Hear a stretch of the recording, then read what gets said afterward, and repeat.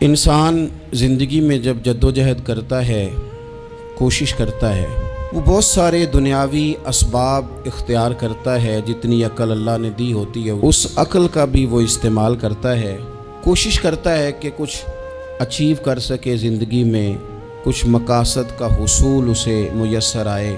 عزیز بھائیوں، ایک بات اپنے ذہن میں اچھی طرح بٹھا لیں اور لکھ لیں کہ زندگی میں جو کسی بندے کو کامیابی حاصل ہوتی ہے وہ رب تعالیٰ کی مدد سے حاصل ہوتی ہے۔ اگر رب تعالیٰ مددگار ہو تو پھر کوئی چیز بھی رستے میں رکاوٹ نہیں بنتی، اور اگر مالک کریم کو منظور نہ ہو تو انسان بہترین سیاستدان ہو، اچھا ایڈمنسٹریٹر ہو، اس کا ذہن بڑی وسعت رکھتا ہو، بڑی اچھی پلاننگ کرنا جانتا ہو، سارا کچھ ہو، تو بندہ ناکام ہو جاتا ہے۔ مسلمانوں کو جتنی کامیابیاں ملیں ان کا پس منظر صرف اتنا تھا کہ اللہ تبارک و تعالیٰ نے اپنے بندوں کی مدد فرمائی، اور اب تعالیٰ نے قرآن مجید میں اس حقیقت کا بیان کیا، فرمایا بل اللہ مولاکم، فرمایا بلکہ اللہ تمہارا مولا ہے، وَهُوَ خَيْرُ النَّاصِرِينَ، اور وہ بہترین مددگار ہے۔ وہ جو رب تمہارا مولا ہے وہ بہترین مددگار ہے، اور اگر وہ مدد کرے تمہاری، سورہ آل عمران میں آگے جا کے ارشاد فرمایا اگر اللہ مدد کرے تو پھر تم پر کوئی غالب نہیں آ سکتا، اور اگر وہ تمہاری مدد چھوڑ دے تو پھر کوئی تمہاری مدد کر سکتا، کوئی مدد نہیں کر سکتا۔ بدر کی جنگ بھی اور فتح مکہ بھی رمضان المبارک میں ہوا ہے۔ میں دونوں پر غور کر رہا تھا تو ایک نیا مضمون میرے ذہن میں آنے لگا۔ بدر کی جو جنگ ہے اس میں بھی ایک عجیب انقلاب آیا ہے کہ 313 نے 1000 سے مقابلہ کیا، اور جن 1000 سے مقابلہ کیا وہ اسلحے سے لیس تھے، اور یہ جو 313 ہیں ان کے پاس 6 زرہیں، 8 تلواریں، چند گھوڑے، لیکن اللہ نے کامیابی دی تو خود رب نے بیان کیا کس طرح دی، فرمایا وَلَقَدْ نَصَرَكُمُ اللَّهُ بِبَدْرٍ وَأَنْتُمْ أَذِلَّةٌ۔ وہ کامیابی اس طرح ملی ہے کہ رب نے تمہاری مدد کی تھی، تم تو کمزور تھے، اللہ نے بدر میں تمہاری مدد کی، تم جیت گئے۔ وَلَقَدْ نَصَرَكُمُ اللَّهُ بِبَدْرٍ وَأَنْتُمْ أَذِلَّةٌ، اللہ نے بدر میں تمہاری مدد کی، تم تو کمزور تھے۔ پھر فتح مکہ نصیب ہوئی تو اس میں بھی بہترین منصوبہ بندی نبی پاک علیہ السلام نے فرمائی، بہترین حکمت عملی حضور نے اپنائی، لیکن ہمیں جو اللہ رسول نے بات سمجھائی وہ کیا ہے؟ اذا جاء نصر اللہ والفتح، فرمایا جب اللہ کی مدد آئی اور فتح نصیب ہو گئی۔ یہ اللہ نے مدد فرمائی تمہاری، یہاں بھی فتح مکہ بھی اللہ کی مدد سے، جنگ بدر بھی اللہ کی مدد سے۔ وہ جو مدد ہے اللہ تعالیٰ کی، جب وہ ہم یہ کرتے ہیں کہ ہم اپنی ساری زندگی سیاست کی نظر کر دیں، ہماری سیاست صرف ملک میں نہیں ہوتی، ہماری سیاست خاندان میں بھی ہوتی ہے، ہم گھر کے اندر بھی سیاست کرتے ہیں، ہم کسی خاص طریقے سے لوگوں کو اپنے پیچھے چلانا چاہتے ہیں، ہم ایک خاص اسلوب اختیار کرتے ہیں کہ لوگ ہمارے پیچھے چلیں۔ اس کا نقصان ہمیں یہ ہوتا ہے کہ سیاست جو ہوتی ہے یہ شطرنج کے ہیر پھیر کی طرح ہوتی ہے، تو اس کے راز بڑی جلدی کھلنے لگ جاتے ہیں، پتہ چل جاتا ہے کہ بندہ مخلص نہیں تھا، سیاست کر رہا تھا، طریقے سلیقے سے اس نے جوڑ کے رکھا ہوا تھا۔ ہم ہر جگہ سیاست کے بل بوتے پر چیزوں کو لے کے چلنا چاہتے ہیں، سیاستیں ناکام ہو جاتی ہیں، سیانے لوگ فیل ہو جاتے ہیں، بچتا صرف وہی ہے جس کے پیچھے رب تعالیٰ کی مدد شامل حال ہوتی ہے۔ اپنی زندگی کے اندر ہم جو کچھ بھی کر رہے ہیں، جس شعبے سے بھی ہمارا تعلق ہے، آج ہم نے اس بات پہ غور کرنا ہے کہ پہلے تو یہ غور کر لیں کہ جو کام ہم کر رہے ہیں کیا وہ کام ایسا ہے کہ اس میں اللہ کی مدد ہمیں ملے گی؟ اگر آپ کوئی معاذ اللہ ناجائز کام کر رہے ہیں، فعل حرام کا ارتکاب کر رہے ہیں، تو اس میں تو مدد الہی آئے گی نہیں۔ پہلے تو یہ دیکھیں جو کر رہے ہیں وہ کام مدد الہی والا ہے، اور اگر اللہ تعالیٰ کی مدد والا وہ کام ہے پھر اس پر غور کریں کہ کیا ہم نے مالک سے مدد کا سوال کیا ہے، ہمیں مدد میسر آ رہی ہے۔ وہ میں نے بزرگوں سے ایک بات سنی تھی، وہ بڑی یاد رہ گئی۔ وہ فرمایا کرتے تھے قابلیت بھی بڑی چیز ہے لیکن قبولیت سب سے بڑی چیز ہے۔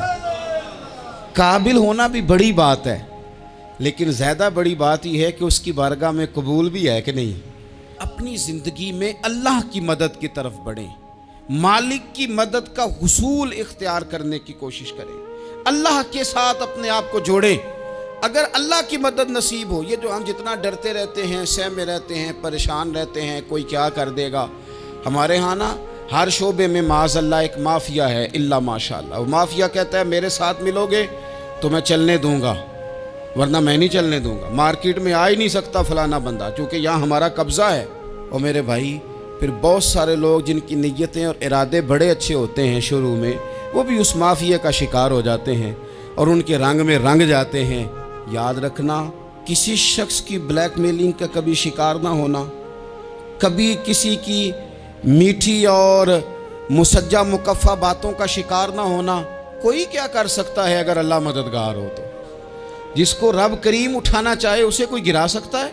हम ये डरे डरे सहमे परेशान फैसला करने की ताकत नहीं, मुझे चलना चाहिए कि नहीं, उठना चाहिए कि नहीं, करना चाहिए। उठ बांध कमर क्यों डरता है, फिर देख खुदा क्या करता है। हज़रत अब्दुल्ला इब्न अब्बास फरमाते हैं, मेरे नबी पाक अलैहिस्सलाम ने मेरी तरबियत फरमाई, हुजूर ने मेरी तरबियत फरमाई। और महबूब पाक अलैहिस्सलाम ने फरमाया, अब्दुल्ला याद रखना, ये नौजवान दोस्त मेरी बात लिख लें, परेशान लोग मेरी बात लिख लें, जिनके पास कुव्वत फ़ैसला नहीं वो इस बात को लिख लें। हज़रत अब्दुल्ला इब्न अब्बास फरमाते हैं, मेरे नबी पाक अलैहिस्सलाम ने मुझसे फरमाया था, अब्दुल्ला सुन, अगर सारी दुनिया मिल के तेरा कोई नफ़ा करना चाहे, कर नहीं सकती जब तक मेरे रब की रज़ा ना हो।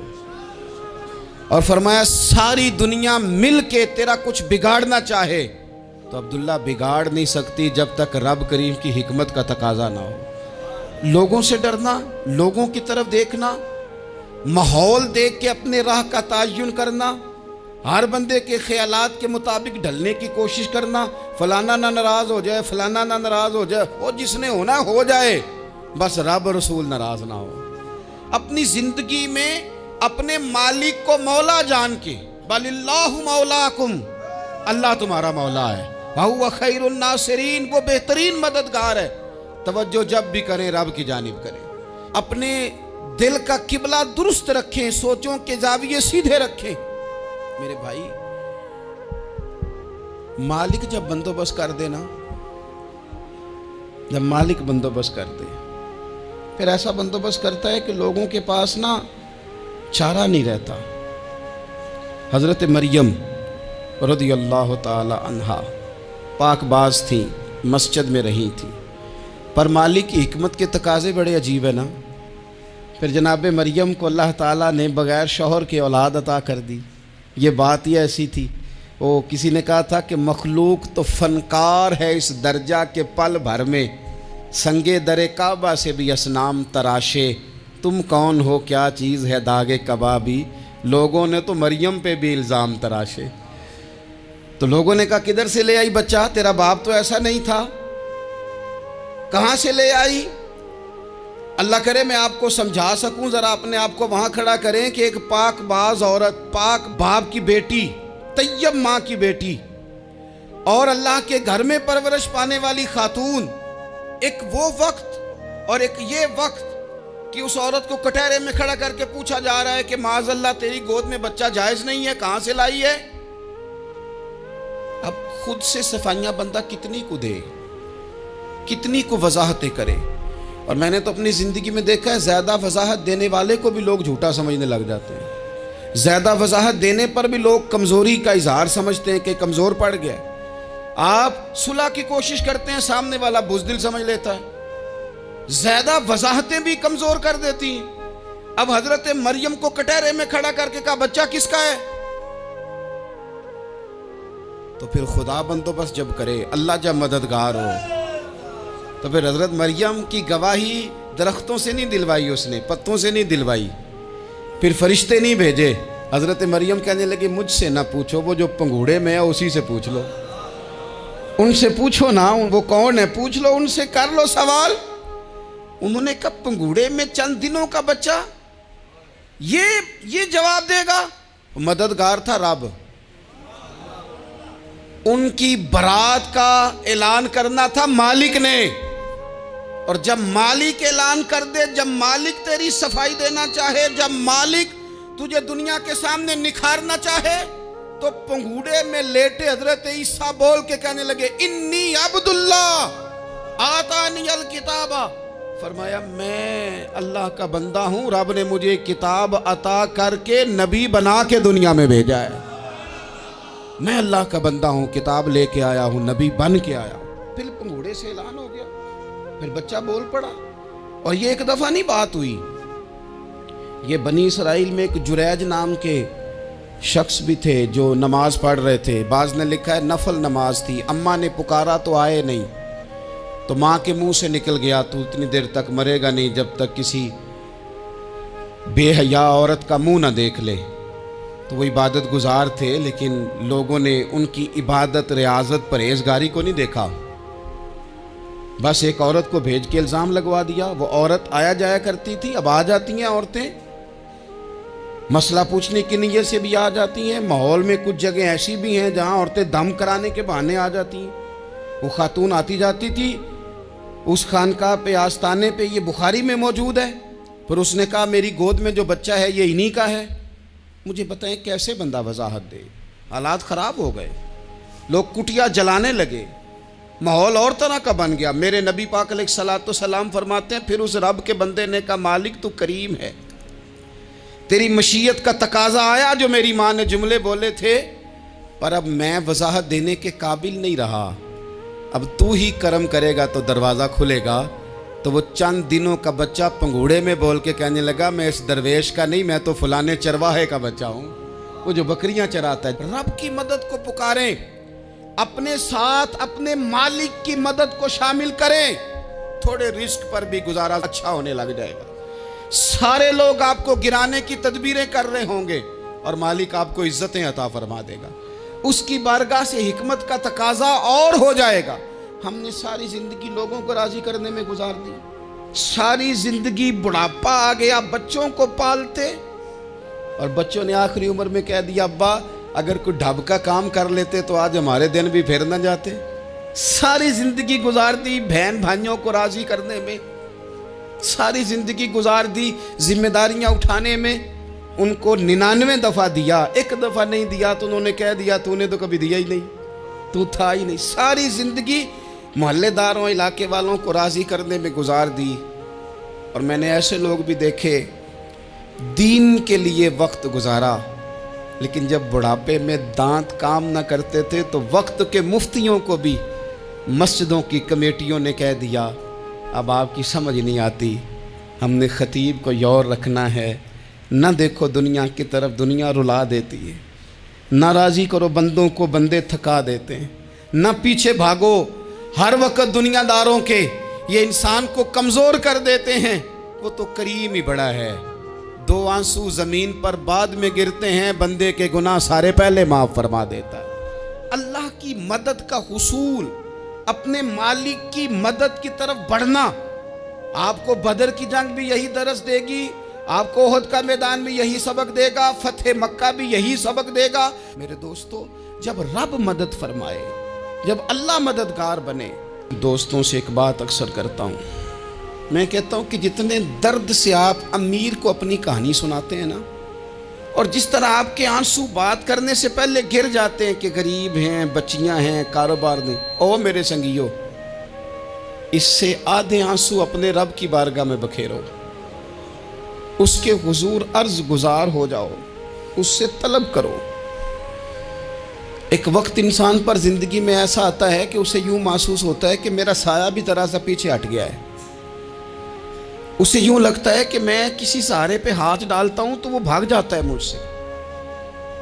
लेकिन मालिक की बारगाह ऐसी अजीम बारगाह है, रब रसूल के आस्ताने इतने बड़े हैं कि आप जब वहाँ कशकोले तलब दराज करते हैं तो झोली फैलाने में देर लगती है, उनको भरने में तो कोई देर नहीं लगती। हमने अपना सोच का किबला ही दुनिया को बना लिया है। ये जो अल्लाह वालों की मदद है ये तो है नहीं, अल्लाह ही की मदद है। लेकिन ये जो सेठों की तरफ तवज्जो करना, नवाबों की तरफ तवज्जो करना, दुनियादारों की तरफ तवज्जो करना और अपना मिजाज इस तरह का बना लेना, यारो गर्दन को झुका देता है खैरात का पत्थर, जहाँ में मांगने वालों के सर कभी ऊंचे नहीं होते। اور اقبال کہتے ہیں غیرت ہے بڑی چیز جہان تگ و دو میں، پہناتی ہے یہ فقر کو تاج سردارا۔ میں عرض کروں گا کہ اپنی آپ جب توجہ کا قبلہ اللہ رسول کو بنائیں گے تو رب فرماتے ہیں وَيَرْزُقْهُ مِنْ حَيْثُ لَا يَحْتَسِبُ، میں نہ تجھے وہاں سے رزق دوں گا جہاں سے کبھی تیرا گمان بھی نہیں کیا ہوگا، یہاں سے بھی مل سکتا ہے، تو نے سوچا بھی نہیں ہوگا۔ بخاری شریف میں حدیث ہے، حضرت جابر ابن عبداللہ فرماتے ہیں نبی پاک صلی اللہ علیہ وسلم نے 300 لوگوں کا ایک لشکر روانہ کیا کسی مہم کے لیے، کسی جہاد کے لیے۔ حضرت ابو عبیدہ بن جراح رضی اللہ تعالیٰ عنہ امیر لشکر تھے۔ فرماتے ہیں غربت اتنی زیادہ تھی، بھوک اتنی زیادہ تھی کہ ایک ایک کھجور دن میں ایک وقت کھانے کو ملتی تھی، اور کچھ دن ایسے آئے کہ اب کھجور بھی نہیں مل رہی۔ فرماتے ہیں اتنی زیادہ بھوک لگی مجاہدین کو 300 بندہ پتے کھا کے گزارا ہونے لگے۔ یہ بخاری میں موجود ہے۔ آپ فرماتے ہیں کہ دریا کے کنارے ہمارا پڑاؤ تھا، ٹھہراؤ تھا، جب بھوک سے نڈھال ہو گئے نا وَيَرْزُقْهُ مِنْ حَيْثُ لَا يَحْتَسِبُ، اللہ وہاں سے روزی دیتا ہے، گمان بھی نہیں ہوتا۔ فرماتے ہیں ایک مچھلی اللہ تعالیٰ نے دریا کے کنارے بھیجی، فرماتے ہیں وہ تھی تو مچھلی پر پہاڑ جتنی تھی۔ بخاری میں لفظ ہیں، حضرت جابر ابن عبداللہ رضی اللہ تعالیٰ عنہ فرماتے ہیں 300 آدمی 18 دن تک اس مچھلی کو کھاتے رہے، مچھلی ختم ہی نہیں ہوئی۔ مچھلیاں نہیں، مچھلی کہتے ہیں 18 دن 300 بندہ کھاتا رہا، مچھلی ختم ہی نہیں ہوئی۔ اور فرماتے ہیں کہ اس کی ہڈی نکال کے، کانٹا کہیں گے آپ اپنی زبان میں، کہتے ہیں وہ نکال کے نا تو اس کو کھڑا کیا نا جب، تو اونٹ کجاوے سمیت اس کے بیچ سے گزر جاتا تھا، 2 اس کے کانٹے جوڑے۔ فرماتے ہیں وہ اس کا گوشت ہم کھاتے تھے اور اس کی چربی بطور تیل کے ہم جسموں پہ ملتے تھے، بیماروں کو اس سے سکون آتا تھا، تندرستی شفا ہوتی تھی۔ فرماتے ہیں ہم کھایا بھی ہم نے، اور کچھ لے کے ہم مدینے بھی گئے، اور قربان جائیں نبی پاک نے بھی اس میں سے کھایا۔ ہم نے عرض کی حضور یہ معمہ کیا ہے، یہ ماجرا کیا ہے؟ تو محبوب نے فرمایا تمہارے پاس غذا نہیں تھی، رب نے تمہارے لیے بندوبست کیا ہے، اللہ نے تمہیں دیا ہے۔ مکان شروع کر لیا، ایک صاحب نے وہ مکان بنانے لگے، آپ وہ حساب لگا رہے ہیں، کہتے ہیں میرے پاس اتنے پیسے ہیں، اتنے میں نے فلانے دوست سے کہنا ہے اس نے دے دینے، اتنے فلانے رشتہ دار سے کہنا ہے اس نے دے دینے، اتنے فلانے سے کہنا ہے اس نے دے دینے۔ یہ ساری کاپی بنا کے مکان شروع کر لیا۔ جو روز کہتا تھا نا کوئی حکم ہو جاتے 10 سب سے پہلے اس کو کہا میاں پیسے چاہیے دین، وہ کہندا ہو کل ہی منڈا ٹوریا ہے، کدے تو پرسوں 10 داتے لب جانے سن۔ میں آپ کو اپنے تجربے کی بات بتا رہا ہوں۔ جن لوگوں کا خیال ہوتا ہے نا کہ آپ سٹارٹ کریں فلانا کام، ہم آپ کے ساتھ ہیں، اللہ کا ہی کوئی نظام ہے، وہ بالکل بھی نہیں ساتھ ہوتے۔ لیکن ایسا نہیں ہے کہ کوئی ساتھ نہیں ہوتا، اللہ تعالیٰ بڑے اسباب پیدا کرتا ہے، وہاں سے دیتا ہے جہاں سے گمان بھی۔ ہمارا یہ ذہن بن جاتا ہے ہم ساری اپنے حساب سے چلتے، اتنے رشتہ داروں سے، اتنے کون آپ کے ساتھ چلے گا، سوال ہی نہیں پیدا ہوتا۔ یہ سارے کام چھوڑ کے سب سے پہلے 2 رکعتیں پڑھو، اپنے رب کی بارگاہ میں، رسول کائنات کی بارگاہ میں گزارشات اور استغاثے پیش کرو، وہاں سے خیر طلب کرو۔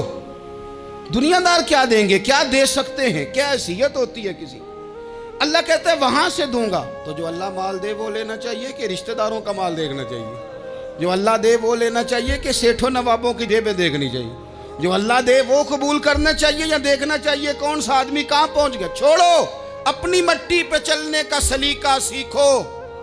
کسی کے سنگ مرمر پہ چلو گے تو پھسل جاؤ گے، پھسل جا۔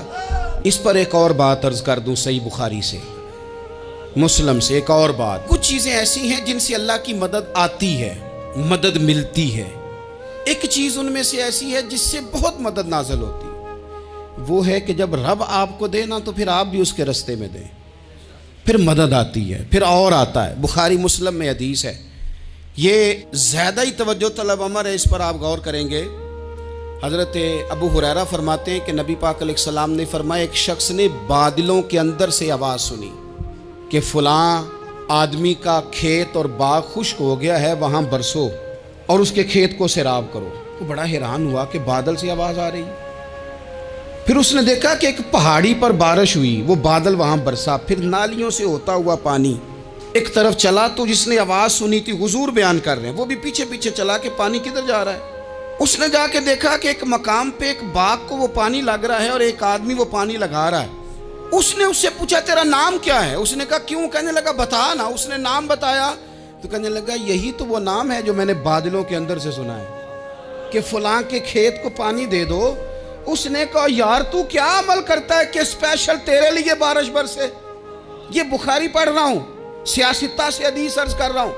اس سے پوچھا تو کیا کام کرتا ہے کہ جناب اللہ تبارک و تعالیٰ کا حکم کرم آیا کہ خاص تیرے لیے پانی برسے اور تیرے کھیت کو سیراب کرے؟ تو اس نے کہا چھوٹا ذمہ دار ہوں، پر جب فصل اگتی ہے تو 3 حصے کرتا ہوں۔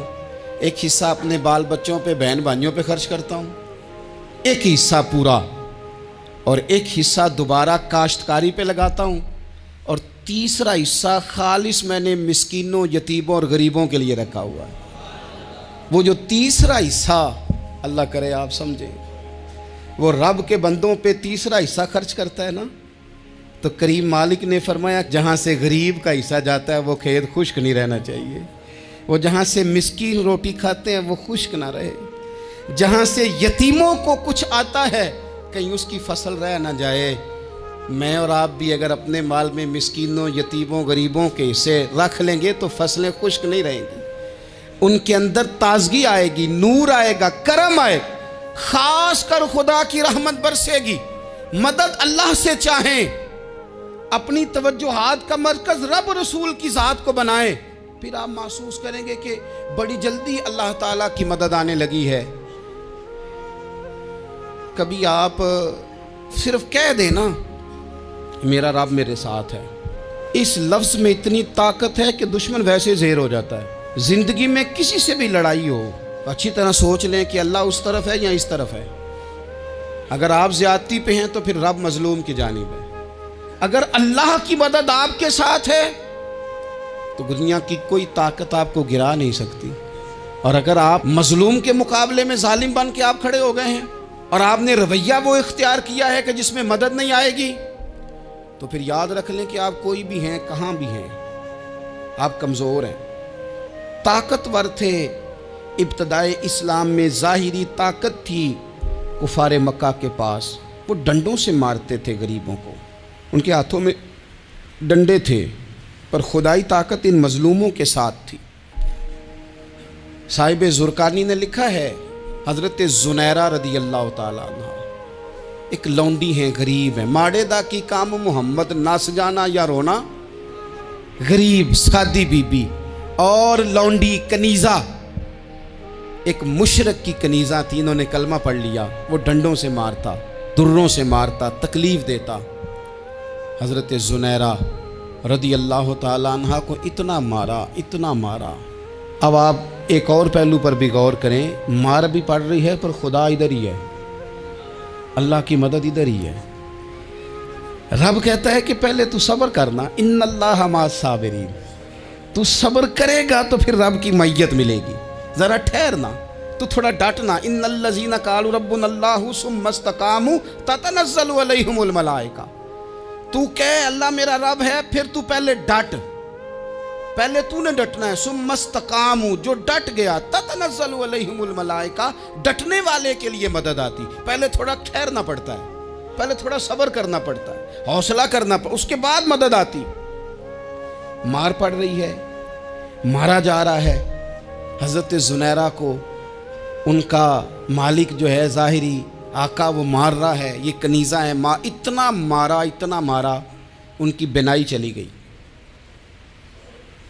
نظر آنا بند ہو گیا۔ ابو جہل آیا اور کہنے لگا زنیرہ دیکھا نا ہمارے بت تیری آنکھیں لے گئے، معاذ اللہ، لات و منات ہمارے بتوں نے تجھے اندھا کر دیا۔ اب ایسا نہیں ہے کہ بی بی روتی جا رہی ہے، روتی جا رہی ہے، مایوسی مایوسی، معاذ اللہ، پریشانی، غریبی بڑی ہے، پوچھنے والا کوئی نہیں، یہ باتیں نہیں۔ کیا جملے ہیں خاتون کے، کیا لفظ ہیں۔ ابو جہل نے تنزیہ کہا، معاذ اللہ، کہنے لگا دیکھا نا ہمارے بتوں نے تجھے اندھا کر دیا۔ تو جناب زنیرہ آنکھوں کی بینائی گئی ہے، رات کو گئی ہے، دکھ ابھی تازہ ہے، لیکن اللہ پہ جو توکل ہے، اپنے مالک سے جو رشتہ ہے، وہ اتنا مضبوط ہے، اتنا طاقتور ہے، اس میں اتنی گہرائی ہے کہ حضرت زنیرہ بول کے نا اتنی قوت سے بولی، اتنی طاقت سے بولی کہ پورے کفر پر لرزہ طاری ہو گیا۔ فرمانے لگی تمہارے بتوں کی کیا اوقات ہے کہ وہ میری بینائی لے جائیں؟ یہ میری رب کی حکمت کا تقاضا ہے۔ جب تک اس نے چاہا زنیرہ دیکھتی رہی، اور جب اس نے چاہا زنیرہ کی آنکھوں کی بینائی چلی گئی، اور اگر وہ چاہے گا نا تو بینائی واپس بھی کر دے گا۔ اگر ہو ذوق یقین پیدا تو کٹ جاتی ہیں زنجیریں، اگر وہ چاہے گا تو بینائی آ بھی جائے گی۔ حضرت زنیرہ نے رات کو یہ لفظ کہے، ابو جہل اور سارے کفار ڈر کے سن کے چلے گئے۔ آپ اطمینان سے آ کے بستر پہ سوئی، جب سویرے اٹھی تو اللہ نے آنکھوں کی روشنی واپس کر دی تھی۔ آنکھوں کی اب چھڑی پکڑی ہے، بازاروں میں گھومتی ہے، کہتی ہیں بلاؤ کدھر ہے تمہارے نعت و منات، دیکھو میرے رب نے روشنی واپس کر دی۔ آ کر میرے ساتھ ادھر آ ستمگر ہنر آزمائیں، تو تیر آزما ہم جگر آزمائیں۔ بیمار لوگوں یاد رکھو، کہہ دیا ڈاکٹر نے کہ تو بڑا بیمار ہے، تو بڑا کمزور ہے، یہ ہو گیا وہ ہو گیا، تو ڈاکٹر اپنے علم کے مطابق بات کر رہا ہے، ہوگا تو وہ جو میرا رب چاہے گا۔ کمزور ہو جانا، پریشان ہو جانا، تکلیف میں آ جانا، پتہ نہیں بات ہو گئی ہے تو جانے کیا ہو جائے گا۔ اپنی زندگی کے اندر اپنے رب سے رشتہ مضبوط کریں، رسول کائنات سے رشتہ مضبوط کریں، اللہ والوں سے رشتہ مضبوط کریں۔ حضرت زنیرہ نے پیغام دیا کہ زندگی میں جو جینا چاہتے ہیں تو وہ رب کا نام لے کے جی سکتے ہیں، جو اپنی زندگی میں خوشیاں دیکھنا چاہتے ہیں تو رسول اللہ کے نام پر خوشیاں دیکھی جا سکتی ہیں۔ توکل کی بنیاد پر بندہ خوشیاں لے سکتا ہے، اور اگر انسان میں توکل نہیں ہے تو پھر وہ اس کالے جادو سے بھی ڈر رہا ہے، وہ نیلے سے بھی ڈر رہا ہے، وہ پیلے سے بھی ڈر رہا ہے، وہ فلانے سے بھی ڈر رہا ہے، وہ میرے خلاف فلانا رشتہ دار سازش کر رہا ہے تو ڈر رہا ہے، فلانا میرے بارے میں یہ کر رہا ہے تو ڈر رہا ہے، وہ پتہ نہیں دنیا ادھر ہو جائے گی تو کیا ہو جائے گا، اٹھ باندھ کمر کیوں ڈرتا ہے، پھر دیکھ خدا کیا کرتا ہے۔ تو اس ساری گفتگو کا نچوڑ آپ کو یہ عرض کیا ہے، سب سے پہلے تو یہ کہ میدانوں میں مدد بھی اللہ کی، رزق میں مدد بھی اللہ کی، فصلیں خشک ہوں تو مدد پھر بھی اللہ کرے، تو پھر ساری مدد، اور اگر انسان بیمار ہو تو پھر بھی مدد اللہ کی۔ تو اپنے اللہ کی جانب توجہ کو بڑھائیں، آپ اللہ سے مدد کے سوالی بنیں۔ ترمذی کی ایک حدیث ہے، میں آپ کو زندگی کا تجربہ بتاتا ہوں کہ جب میں بڑا پریشان ہوتا ہوں تو یہ والی روایت کھول لیتا ہوں، مزہ دیتی ہے۔ میرے نبی پاک علیہ السلام نے فرمایا اپنے دکھ سیٹھوں نوابوں کو نہ کہنا، مالداروں کا نہ کہنا، ورنہ اللہ تمہیں کبھی غنی نہیں کرے گا۔